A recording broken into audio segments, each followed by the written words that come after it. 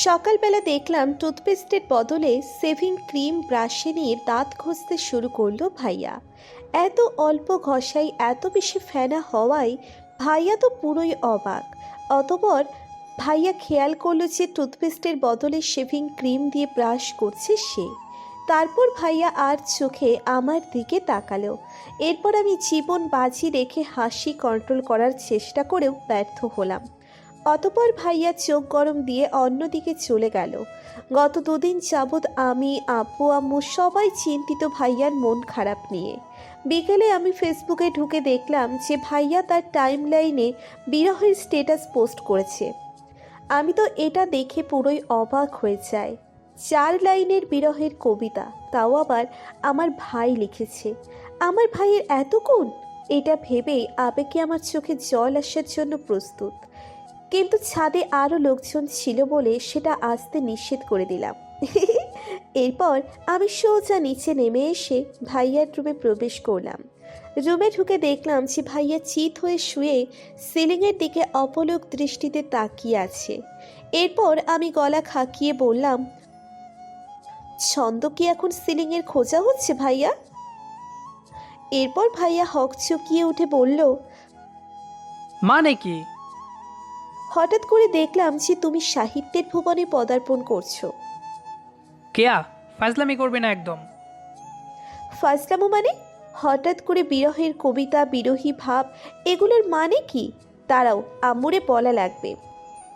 কেয়া, মাথা গরম করাবি না প্লিজ। যা ফোট এখান থেকে। আমি আইসক্রিম খাবো। খাবি? তোকে বারণ করলো কে? তুমি এখনই এনে দিবা। কথাটা বলার পর ভাইয়াকে দেখলাম কথা না বাড়িয়ে চুপচাপ উঠে টি শার্ট পরে বিরক্তির ভাব নিয়ে আমার দিকে তাকিয়ে রুম থেকে বেরিয়ে যাচ্ছে। অতপর আমি এগিয়ে গিয়ে ভাইয়ার হাত ধরলাম। এরপর ভাইয়া বলল, যাচ্ছি তো, আবার কি হলো? ভাইয়া, আমিও তোর সাথে দোকানে যাব। কেন? চেহারা দেখাতে যাবি? হুম, তোমার এমন একটা সুন্দরী বোন আছে, দেখলে পোলাপানের কাছে তোমার কদর বেড়ে যাবে। এরপর ভাইয়া আমার কান টেনে দিয়ে বলল, পাকনামির সীমা থাকা উচিত। বাদরামি বন্ধ কর। এরপর আমি ভাইয়ার হাত ধরে হাঁটছি। এই হাতটা ভরসার হাত, কেননা এই হাতটা ধরে থাকা অবস্থায় আমার মনে এই বিশ্বাস কাজ করে যে আমি সম্পূর্ণ নিরাপদ। অশুভ শক্তির সাথে যুদ্ধ করে হারিয়ে দিয়ে আমাকে বিপদমুক্ত করার জন্য আমার ভাইয়া আছে। ভাইয়া মানেই তো ভরসা, ভাইয়া মানেই শক্তি, ভাইয়া মানেই সাহস, ভাইয়া মানেই মা বাবার পাশাপাশি আরও একটা ভরসার স্থল। তারপর আমরা একটা ফুচকার দোকানের সামনে দিয়ে যাবার সময় থমকে দাঁড়ালাম। ভাইয়া বলল, কি ব্যাপার কি? ভাইয়া, আমাকে 50 টাকা ধার দিবি? তোরে ধার দেওয়া মানেই তো চিরতরে সেই টাকার মায়া ত্যাগ করা। তার চেয়ে বল 50 টাকা লাগবে, কিন্তু করবিটা কি? তোমাকে ফুচকা খাবো। এহ, আমার টাকা দিয়ে আমাকে ফুচকা খাওয়াবে বললেই হতো, যে আমি কিনে দিতাম। তোমার টাকা আমার টাকা আমি আলাদা ভাবি না ভাইয়া। তাই আমার যখন টাকার প্রয়োজন হয় তখন তোমার মানিব্যাগ থেকে নিজের মনে করে নিয়ে নিই। এখন আমি কিনে দিব, তুমি খাবা। আমি ওসব গুগোবর খাই না। আহা, মীরার ফুচকা পছন্দ ছিল বলে ফুচকা খাওয়া শেষে খালি প্লেটেও 2টা চাটা দিয়ে তাকে বোঝাতে চাইতে যে মীরার ফুচকা প্রিয় বলে তুমি নাকি ফুচকার প্লেটেও চেটেপুটে খাচ্ছ। কি প্রেম! আহা, কি মহাব্বত! কথাটা বলার পর ভাইয়া বাম হাত দিয়ে আমার মুখ চেপে ধরে বলল, পাবলিক প্লেসে এসব হচ্ছেটা কি? বান্দর একটা।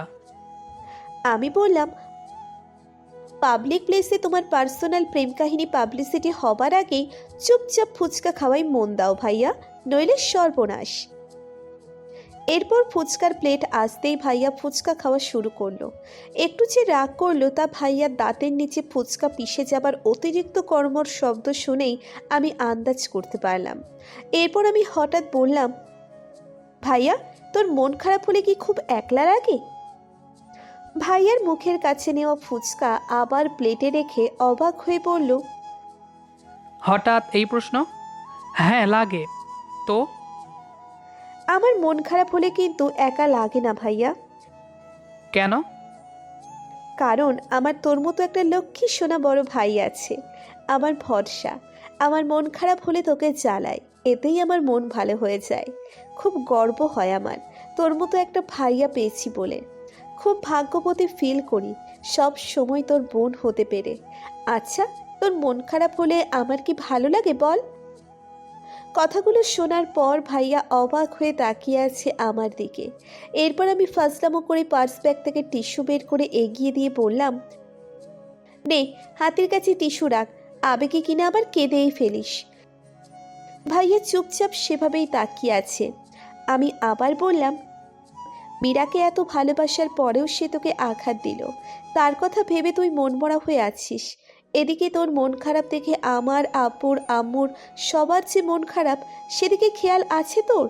তোর আর মীরার পার্সোনাল পৃথিবীর বাইরেও যে আমাদের বলে একটা পৃথিবী আছে, সেদিকেও কি তোর খেয়াল আছে?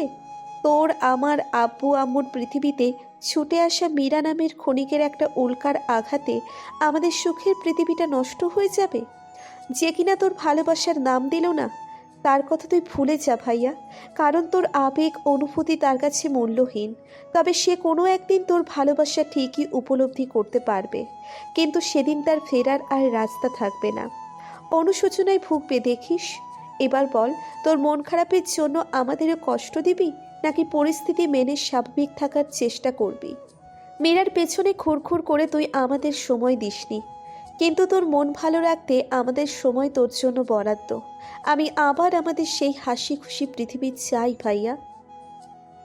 এরপর ভাইয়া উঠে দাঁড়িয়ে বলল, চল বাসায় চল। আমার আইসক্রিম। আজকে আমার এত খুশি লেগেছে যে যেটা বলার বাইরে, আর সেই কারণে আজকে তোর আইসক্রিম খাওয়া ক্যান্সেল। ও মা, এটা আবার কেমন খুশি ভাইয়া? কেয়া, তুই এত বড় হয়ে গেলি কেন? কেন, বড় হব না বলে কি কোথাও স্বাক্ষর করেছিলাম নাকি? আরে না, ছোট থাকলে আজ আমি তোকে ঘাড়ে বসিয়ে পুরো শহর ঘোরাতাম পায়ে হেঁটে। থাক, যখন ছোট ছিলাম তখন তো তুমি কান ধরে ঘোরাইতা। চুপ করবি তুই? এরপর আমি পার্স ব্যাগ থেকে ভাইয়ার জন্য কেনা ঘড়িটা বের করে ভাইয়ার হাতে পরিয়ে দিলাম। সাথে সাথে ভাইয়া থমকে গেল। আমি বললাম, এটাও তোমার টাকা দিয়েই তোমাকে কিনে দিয়েছি ভাইয়া। আমার তো জামাই নাই, তাই টাকা পাবো কোথা থেকে বলো? তাই বলে কি প্রাণ পাখি ভাইয়াকে গিফট দিব না? আমি খেয়াল করলাম যে ভাইয়ার ঠোঁটে এক মায়াবী হাসি ফুটে উঠেছে। এই হাসি আমার দেখা শ্রেষ্ঠ হাসি। এরপর ভাইয়ার চোখের কোণে পানি চিকচিক করে উঠল। এটা নিশ্চিত আনন্দ অশ্রু। অতপর ভাইয়া আমার কান টেনে বলল, এত পাকনামি! বিশ্বাস কর, আমার মনে সব কষ্ট আজ দূর হয়ে গেছে। তোর মতো বোন সব ভাইয়ের কপালে জোটে না। আমি সত্যি একজন ভাগ্যবান। আমি বললাম, ভাইয়া তুমি জানো যে মা বাবা ছাড়াও একটা শব্দ আছে, যে শব্দ ভরসা আর ভালোবাসার? কি সেটা? সেটা হলো ভাইয়া। এরপর ভাইয়া আমাকে বাসায় পৌঁছে দিয়ে আবার বাইরে বেরিয়ে গেল। অতপর বাসায় ফিরল আমার জন্য এক বস্তা আইসক্রিম নিয়ে। ভাইয়ার শুকনো ঠোঁটে এখন হাসির ঝিলিক তেমন একটা মনমরা হয়ে থাকে না এখন। আমরা সময় পেলেই মোবাইল নামক যন্ত্রে বিজি হই যে যার মতো, অথচ প্রিয়জনের খোঁজ নেবার সময় হয় না আমাদের। অথচ আমাদের দেওয়া সময় ভালো করে দিতে পারে প্রিয়জনের মন। সবাই সবাইকে সময় দিলে মজবুত হয় সম্পর্কের বন্ধন, কিন্তু সেটা আমরা ভুলে গিয়েছি। অনলাইনে নয়, সময় দিন প্রিয় মানুষগুলোকে, এতে মজবুত হোক সম্পর্কের বন্ধন। চলতি ধারার বাইরে গিয়ে গল্প লেখার চেষ্টা করলাম। জানি না কার কেমন লেগেছে, তবে কিছু গল্প এমন হওয়া উচিত। ভুল হলে ক্ষমা করবেন। বোনদের কাছে স্পেশাল ভালোবাসা এবং ভরসা মানেই ভাইয়া।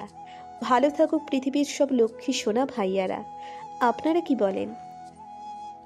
আমাদের আজকের গল্পটি আপনার কাছে কেমন লেগেছে সেটি অবশ্যই কমেন্ট করে জানাবেন। আর এমন একজন বোন কার কার আছে, আর কে কে এমন একজন বোন চান, কমেন্ট করে জানিয়ে দেবেন। দেখা হবে আবারও নতুন কোনো গল্প নিয়ে।